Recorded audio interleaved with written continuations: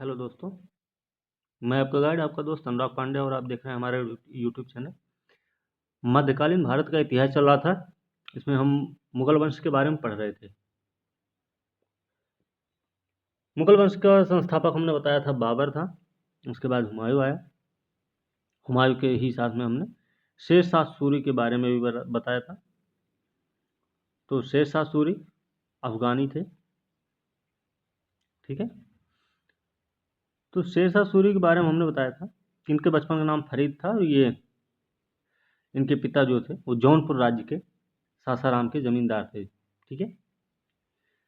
फिर इसके बाद हमने बताया था कि इन्होंने शेर को एक तलवार में ही मार दिया था, एक तलवार की वार से ही इन्होंने मार दिया। तो इससे प्रसन्न होकर मोहम्मद बहार खां लोहानी जो था इसको इनको शेर खां की उपाधि दी।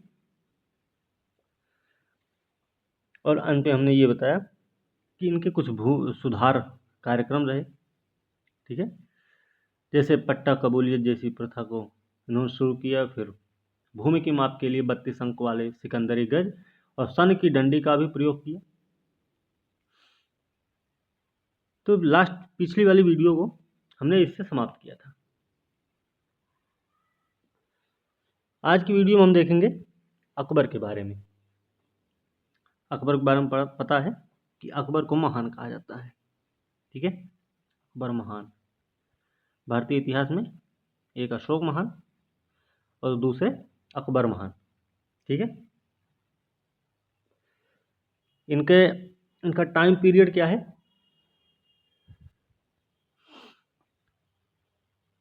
1542 में इनका जन्म हुआ है, 1605 तक रहे। लेकिन जो शासन सत्ता संभाली इन्होंने 1556 में, यहाँ से लेके यहाँ तक इनका शासन रहा है, ठीक है, अकबर का। इनके शासन की शुरुआत होती है पानीपत के दूसरे युद्ध से। पानीपत के दूसरे युद्ध से, जिसमें हेमू मारा जाता है, ठीक है ना। हेमू से लड़ाई होती है, तो ये मारा जाता है हेमू। और यहाँ से इनका कलानौर में अपना राज्याभिषेक करवाते हैं, वहाँ से इनका शासन स्टार्ट होता है, ठीक है। कुछ साल तक इनके साथ बैरम खां रहते हैं। बैरम खां के संरक्षण में अपनी शासन सत्ता चलाते हैं, ठीक है।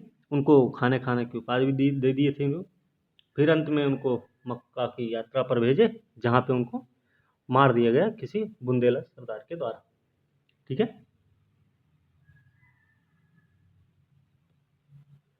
तो वीडियो को अंत तक जरूर देखना। वीडियो को लाइक शेयर कमेंट करना ना भूलें, साथ में चैनल को सब्सक्राइब जरूर करें।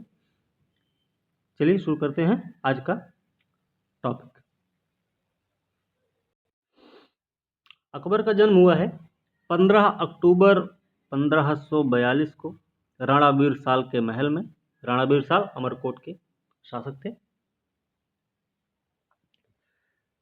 इनके महल में इनका जन्म हुआ है। और 1542 का समय है, 1555 में आपको पता है सरहिंद की लड़ाई के बाद हुमायूं को वापस वो जो उनकी इज्जत खोई थी वो फिर से मिली, प्राप्त हुई है। तो ये वाला जो समय है 1542 वाला समय, इसमें वो घुमक्कड़ जीवन व्यतीत कर रहे थे, ठीक है ना। आपको बताए थे शेरशाह से जब बिलग्राम या कन्नौज वाली लड़ाई हारने के बाद वो सिंध भाग गए थे। फिर वहाँ पे मीर बाबर दोस्त अली करके नाम था, उनकी पुत्री से विवाह किया, तो उन्हीं से पैदा हुए थे अकबर, ठीक है। ये चीज़ें हमने पिछली वीडियो में बता रखी है। तो राणा वीर साल के महल में पैदा हुए 1542 में 15 अक्टूबर का दिन है, ठीक है। पानीपत की लड़ाई, पानीपत की दूसरी लड़ाई, पहली लड़ाई कब हुई है आपको पता है? बाबर और इब्राहिम लोदी के बीच में हुई थी, जिसमें इब्राहिम लोदी मारा गया, है ना।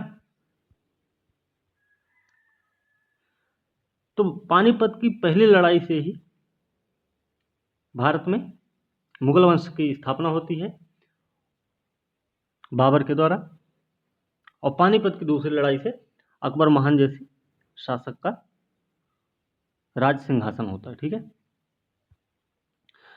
तो पानीपत की दूसरी लड़ाई हुई है 14 फरवरी, वैलेंटाइन डे के दिन में हुई है। ठीक है, ध्यान रखना, जिस दिन 14 फरवरी को 1556 में पानीपत की दूसरी लड़ाई हुई, इसमें हेमू मारा गया। इसके बाद कलानौर में अकबर का राज्याभिषेक हुआ। उस समय उम्र थी इनकी 14 साल की, मतलब 1556 और 1542, 14 साल की उम्र थी। ठीक है, ये चीजें आपको पता है। बैरम खां के बारे में हमने बताया था अभी कि बैरम खां इनके संरक्षण में ये रहे, कब से कब तक रहे, तो ये पता होना चाहिए कि 1556 से 1560 तक बैरम खां के संरक्षण में रहे हैं। ठीक है, तो बैरम खां का पूरा नाम क्या था? बैरम खां जो थे वो शिया मतावलंबी थे, शिया संप्रदाय से थे, और ये बदख्शां का रहने वाला था। बदख्शां के बारे में हमने क्या बताया था कि बाबर के मरने के बाद हुमायूं ने सुलेमान मिर्जा को बदख्शां की सूबेदारी दे दी थी। ठीक है, और हुमायूं जब शासक बना था तो वो बदख्शां का राजा बनने से पहले बदख्शां का ही सूबेदार था। कौन? हुमायूं। ठीक है, तो पानीपत की दूसरी लड़ाई हुई 1556 में, हेमू मारा गया। फिर उसके बाद अकबर का शासन शुरू होता है। ये अकबर के वजीर थे ये। ठीक है, अकबर के वजीर थे, वकील जिसको बोलते हैं, और इन्होंने खाने खाना की उपाधि दी थी। अकबर ने बैरम खां को खाने खाना की उपाधि दी थी। ठीक है, अकबर अकबर जो है, अकबर का जो पहला संबंध बना वो कछवाहा राजपूत शासकों से बना है। ठीक है, वैवाहिक संबंध सबसे पहले इन्होंने कछवाहा शासकों से स्थापित किया।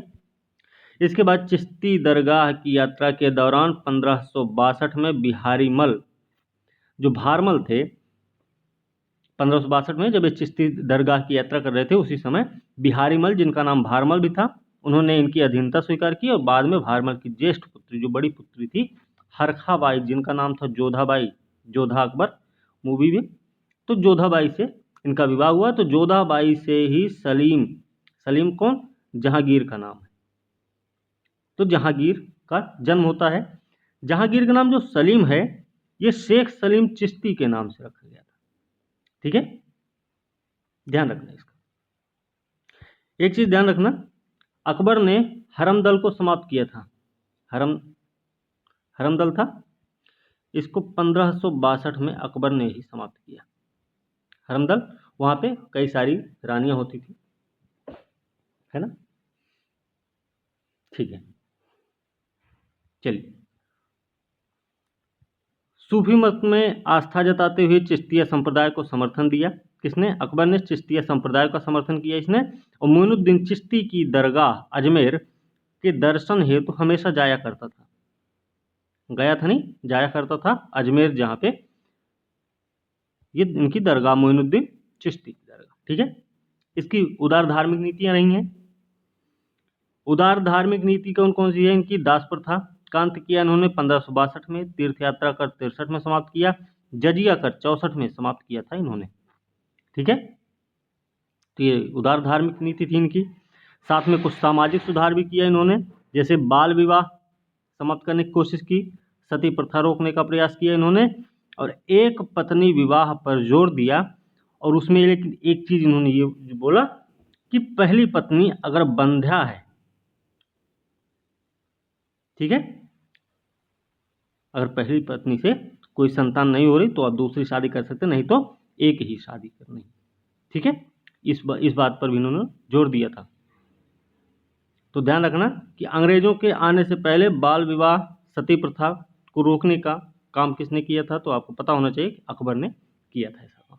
ठीक है, ये प्रश्न आया हुआ है इस बार, यूपीएससी में ही आया था मेरे ख्याल से, कि बाल विवाह, नहीं यूपी पीसीएस में आया था कि अकबर ने बाल विवाह को रोकने का प्रयत्न किया, कथन था। और कारण ये था कि लेकिन उन्होंने जोर जबरदस्ती नहीं अपनाई, ऐसा कुछ था करके। ठीक है, तो इस पे एक प्रश्न आया था, ध्यान रखना इसका। ठीक है, आदम था कौन थे? आदम खां। आदम खां ये महामनगा के पुत्र थे। इनको प्रधानमंत्री अतगा खां थे, इनके जो अकबर के प्रधानमंत्री थे अतगा खां, उनकी हत्या कर दी थी आदम खां ने। तो उसके जुर्म में अकबर ने इसको स्वयं मारा था। ठीक है ना, ध्यान रखना।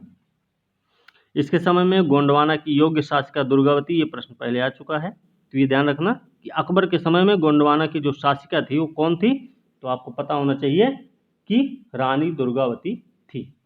ठीक है, चलिए आगे देखते हैं। हल्दी घाटी का युद्ध पता होगा 1576 में हुआ है, राणा प्रताप के बीच, अकबर और महाराणा प्रताप के बीच हुआ था। तो अकबर की सेना का प्रतिनिधित्व कौन कर रहा था? अकबर की सेना का, मुगल सेना का नेतृत्व कर रहा था मान सिंह। मुगल सेना की तरफ से मान सिंह, और कौन था? आसफ खां थे। मान सिंह और आसफ खां थे। और महाराणा प्रताप की तरफ से, महाराणा प्रताप तो थे ही, इनके साथ में एक नाम और जुड़ा हुआ था, नाम था उनका हकीम खान सूर। हकीम खान सूर नाम था इनका। ठीक है, तो ये दो लोग इनकी तरफ से, अकबर की तरफ से ये महाराणा प्रताप की सेना में ये दो लोग थे, उसमें ये दो लोग थे, मान सिंह और आसफ खां। ठीक है, तो ध्यान रखना। तो ये कब हुआ है? हल्दी घाटी का युद्ध हुआ है 18 जून को। 18 जून 1576 को हल्दी घाटी का युद्ध हुआ है, जिसमें महाराणा प्रताप हार गए थे। ठीक है, और अकबर की सेना का नेतृत्व या अकबर की सेना का सेनापति मान सिंह था। लेकिन हल्दी घाटी युद्ध के समय कुंभलगढ़ राणा प्रताप की राजधानी हुआ करती थी, ध्यान ये भी रखना है। ठीक है, और महाराणा प्रताप की तरफ से हकीम खान सूर थे, जो कि अफगान फौजी टुकड़ी और भीलों की एक छोटी सी सेना का नेतृत्व कर रहे थे। ठीक है, हकीम खान सूर नाम था इनका। ठीक है, तो ये चीज ध्यान रखनी है। चलिए, तो मेवाड़ ने कभी अकबर की अधीनता स्वीकार नहीं की थी, ध्यान रखना इसका। अमर सिंह जो कि महाराणा प्रताप के पुत्र थे, इन्होंने क्या किया था? 1615 में जहांगीर से संधि कर ली। अमर सिंह थे जो महाराणा प्रताप के पुत्र थे, इन्होंने जहांगीर से 1615 में संधि की। फिर सलीम के इलाहाबाद विद्रोह के समय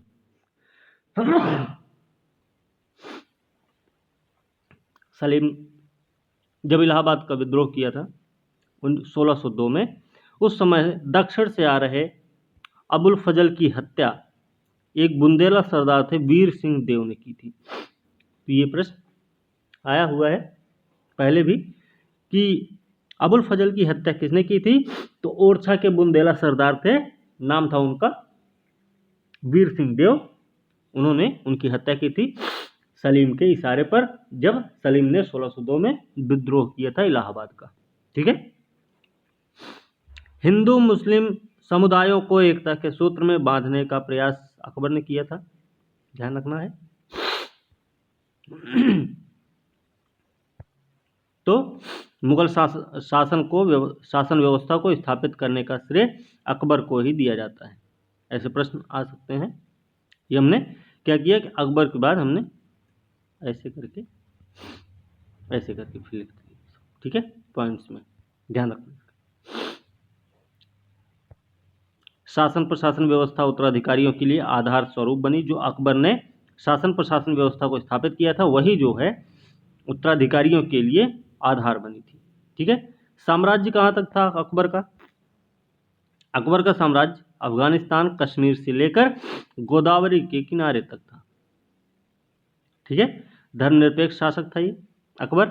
और प्रशा के फ्रेडरिक महान थे, इनकी तुलना अकबर की जाती प्रशा के फ्रेडरिक महान और इंग्लैंड की रानी एलिजाबेथ की तरह प्रबुद्ध निरंकुश शासक के रूप में अकबर की तुलना की जाती है। मतलब कानून की दृष्टि में सभी लोग समान थे। ठीक है, आगे,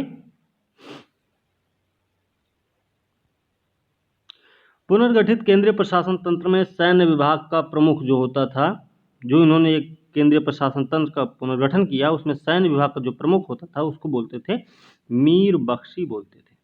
ठीक है। फिर 1573 में घोड़ों को दागने की प्रथा शुरू हुई थी। पहले खिलजी वंश में चल रही थी ना, और ये फिर अब शुरू हुई है अकबर के समय से। मनसबदारी व्यवस्था के आधार पर सैनिक संगठित किए 1575 में, ध्यान रखना 1575 में मनसबदारी व्यवस्था शुरू की इन्होंने, जिसका अर्थ होता था श्रेणी या पद, जो दशमलव प्रणाली पर आधारित थी। ये मध्य एशिया से ली गई, जो चंगेज खान की सेना में था उस समय। ठीक है। तो इनके जो दीवान होते थे, दीवान आर्थिक मामलों और राजस्व का सर्वोच्च अधिकारी होता था। इसके समय में दीवान मुजफ्फर खां तुर्बती, टोडरमल और ख्वाजा शाह मंसूर, तो दीवान जो थे वो कौन थे? आर्थिक मामलों और राजस्व का सर्वोच्च अधिकारी होता था। इसमें इनके दीवान का नाम था मुजफ्फर खां तुर्बती, टोडरमल, ख्वाजा शाह मंसूर। तो इनके नाम भी याद रखना। अब मनसबदारी के बारे में भी हम बता रहे थे। तो मनसबदारी जो सैन्य विभाजन था, मनसबदारी सैन्य विभाजन चंगेज खान के नेतृत्व में मंगोल सेना में किया गया था पहले, जो कि अकबर के शासनकाल में 11वें साल में इसकी शुरुआत हुई मानी जाती है। ठीक है। तो मुगल मनसबदारी 3 तरीके की थी। एक थी 10 से 500 तक, दूसरी 500 से 2500, तीसरी 2500 से ऊपर। तो 10 से 500 के बीच में कौन थे? उमरा। 500 से 2500 के बीच में अमीर, और अमीर आजम जो होते थे वो 2500 से ऊपर की मनसबदारी वाले लोग हुआ करते थे। ठीक है। जो हुआ, अकबर के समय में भू राजस्व वसूली के लिए जब्ती प्रणाली प्रारंभ हुई। भू राजस्व की वसूली के लिए जब्ती प्रणाली शुरू की गई थी। तो ये राजस्व प्राप्ति की एक प्रणाली हुआ करती थी, जो कि अकबर के शासनकाल में शुरू हुई, और इसमें भूमि सर्वेक्षण, भू राजस्व निर्धारण के लिए दस्तूर उल अमल तथा जब्ती खसरे पर आधारित था। ठीक है ना।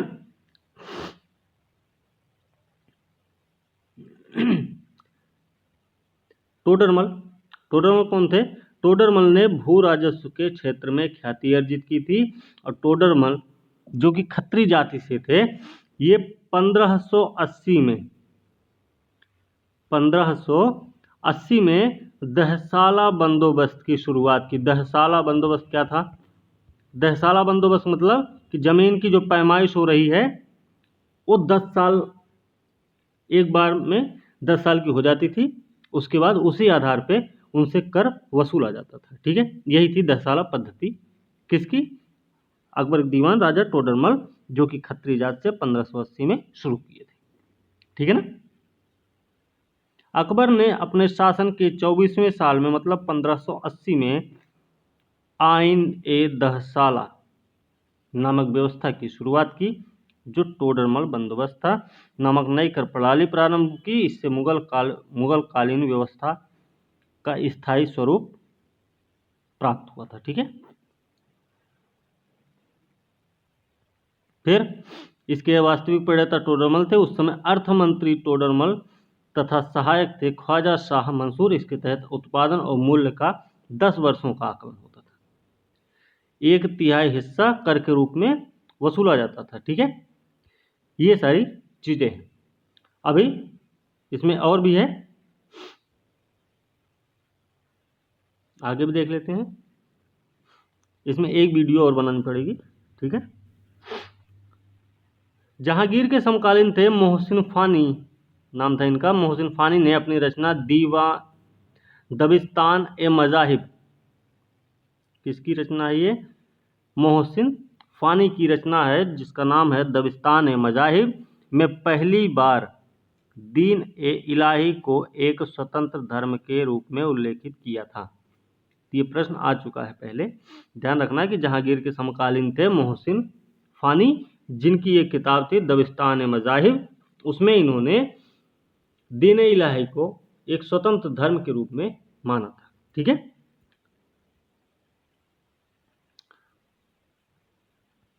ये फतेहपुर सीकरी में क्या है? फतेहपुर सीकरी में ये सारे महल हैं, जोधाबाई, पंचमहल, स्वर्ण महल, दीवाने आम, दीवाने खास, मरियम कोठी, तुर्की सुल्तान की कोठी, बीरबल कोठी का निर्माण अकबर ने ही किया था 1572 से 80 के बीच में करवाया था, जो गुजरात विजय के उपलक्ष्य में हुआ था। ठीक है, और खास करके बुलंद दरवाजा जो बना था सीकरी का, वो गुजरात विजय के उपलक्ष्य में, ये प्रश्न पहले आ चुका है कि गुजरात विजय के उपलक्ष्य में बुलंद दरवाजा का निर्माण किया गया था। ठीक है, 1582 में इन्होंने दीन इलाही की स्थापना की, और ये जो दीन इलाही था ये सूफी सर्वेश्वरवाद पर आधारित था। ध्यान रखना है कि ये सूफी सर्वेश्वरवाद पर आधारित था। इसका जो प्रधान पुरोहित था अबुल फजल था, दीन इलाही का प्रधान पुरोहित अबुल फजल था, और यह सूफी सर्वेश्वरवाद पर आधारित था। बीरबल ने इसको स्वीकार किया था सबसे पहले, हिंदू जितने थे उनमें सबसे पहले बीरबल ने इसको स्वीकार किया था। ठीक है, अकबर का मकबरा कहाँ है? अकबर का मकबरा सिकंदरा में है, सिकंदर लोदी द्वारा बसाया गया सिकंदरा में है। अकबर ने इसका नाम रखा था बहिश्ताबाद। ठीक है, बहिश्ताबाद में मकबरे के निर्माण की योजना अकबर ने बनाई, लेकिन उसको जहांगीर ने पूरा किया 1613 में। यह 5 मंजिला है और यह गुंबद विहीन मकबरा है। ध्यान रखना, इसकी विशेषता है कि गुंबद विहीन है, 5 मंजिले का है। ठीक है, फैजी की अध्यक्षता में एक अनुवाद विभाग बना था। इसके अलावा अकबर के आदेश पर महाभारत का फारसी में अनुवाद किस नाम से हुआ? महाभारत का अनुवाद रजमनामा के नाम से, इसमें नकीब खां बदायूनी फैजी ने किया था, अपना योगदान दिया था। ठीक है,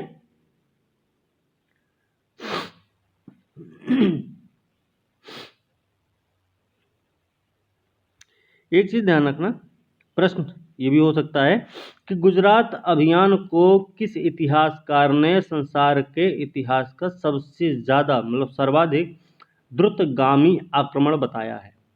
तो आपको नाम याद होना चाहिए कि स्मिथ थे इतिहासकार। इन्होंने गुजरात अभियान को संसार के इतिहास का सर्वाधिक द्रुतगामी आक्रमण बताया था। ठीक है ना, इनके बारे में ये चीजें हो गई। चलिए, ठीक है, बीरबल के बारे में थोड़ा सा जान जाते हैं। जो बीरबल थे, बीरबल नाम इनका था महेश दास, महेश दास नाम था इनका। ठीक है, बीरबल का नाम महेश दास था, और ये दीन इलाही धर्म स्वीकार करने वाले पहले और अंतिम शासक हुए थे। ठीक है ना, चलिए आगे देखते हैं। फिर बदायूनी ने रामायण, फैजी ने लीलावती, अबुल फजल ने कालिया दमन का फारसी में अनुवाद किया था। हमने बताया था बाबरनामा तुर्की भाषा में लिखी गई थी ना।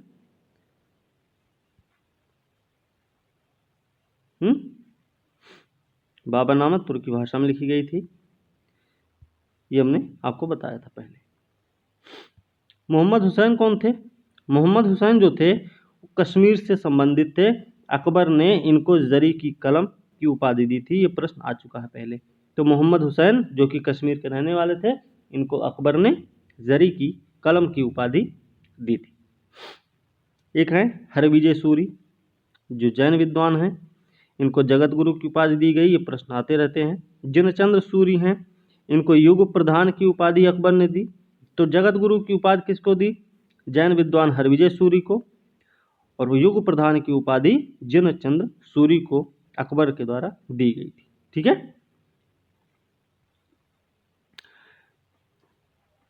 अकबर का जब भारत में शासन चल रहा था, उस समय ईस्ट इंडिया कंपनी की स्थापना हुई थी। एलिजाबेथ फर्स्ट ने एक साइन करके उसकी स्थापना 1600 में हुई थी ईस्ट इंडिया कंपनी की, ठीक है।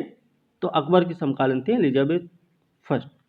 मुगल कालीन विद्वान अबुल फजल क्या किए थे, इन्होंने अमेरिका की खोज का उल्लेख किया हुआ है, ठीक है ना। चलिए,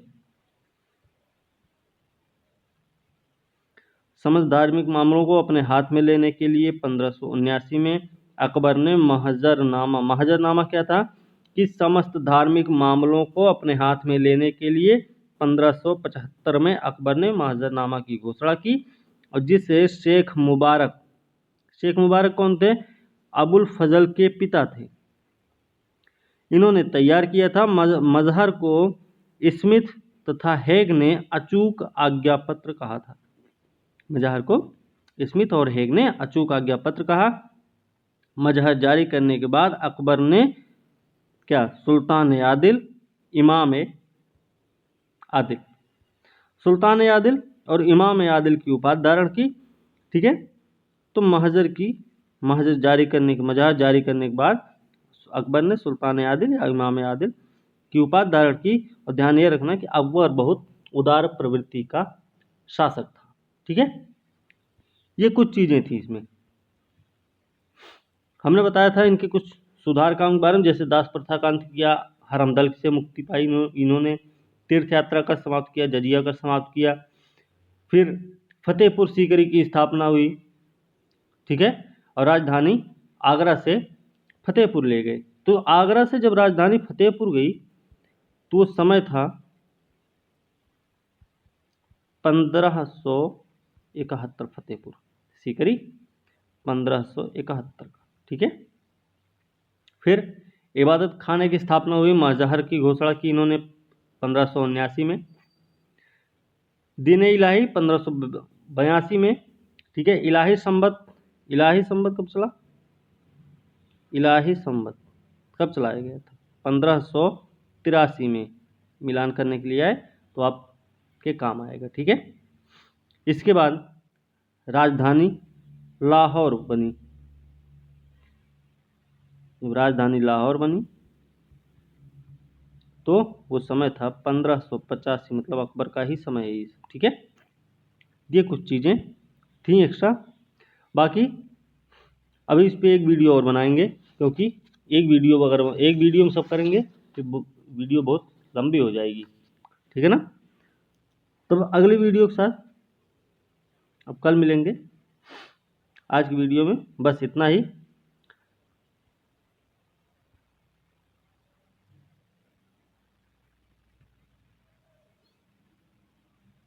वीडियो अच्छी लगी तो लाइक शेयर कमेंट जरूर करें, साथ में चैनल को सब्सक्राइब जरूर करें। और अगले वीडियो के साथ हम कल मिलेंगे, जो कि अकबर के सेकंड पार्ट नाम से होगी, ठीक है।